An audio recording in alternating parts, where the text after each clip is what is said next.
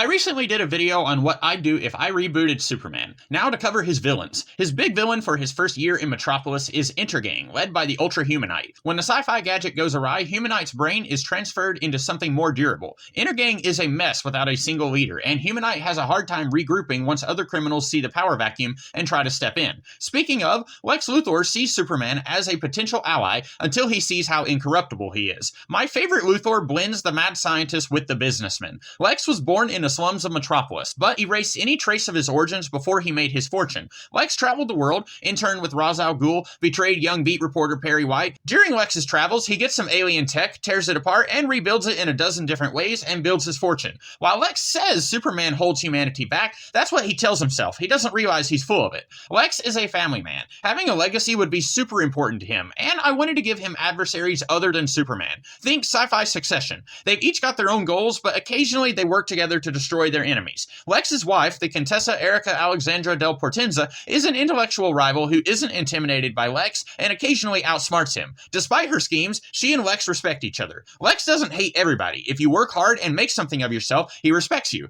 Lex's oldest daughter, Nastalethia, is basically April from Parks and Recreation. Lex is driven and dedicated, but she's bored and indifferent. Lex always tries to get her to put some effort into her life. When we get a Superboy, she'd be his nemesis, as she's figured out Dad used his own genetic material on the clone, and she's jealous how much attention he's getting from Lex. Nasty doesn't know she is not Lex's daughter, but is the Ultra Humanite's daughter. The Contessa was artificially inseminated before she met Lex. Lex and the Contessa are the only people who know. At first, Lex wanted to twist the knife in Humanite's legacy, but Lex has come to love Nasty as much as his other children. Alexander is haughty as Lex, and inherited his mind for business, and hopes to run his own corporation someday. Alexander hates Lex, and refuses any alliances that could help him take him down, because he wants the victory to be his alone. His attempts at finding dirt on Luthor have failed repeatedly. Lex is smart enough to not leave any trails, but also Lex's youngest child, Lena, is secretly foiling her brother's schemes. She's a nice girl, which puts the rest of the family ill at ease. They think she's up to something and can't fathom she's just not evil. She's a technopath and will be instrumental in reforming Brainiac 2 into a force for good, solidifying the Luthor-Brainiac alliance that'll last for centuries. Speaking of Brainiac, as twisted as he is, he's sincerely trying to preserve these civilizations. Even if Krypton wasn't destroyed shortly after he took the city of Kandor, he thought their civilization was stale and doomed. He's doing these worlds a favor. He takes the city from Thanagar, that pushes them to work harder on interstellar defense and travel so they'll be ready for future attacks.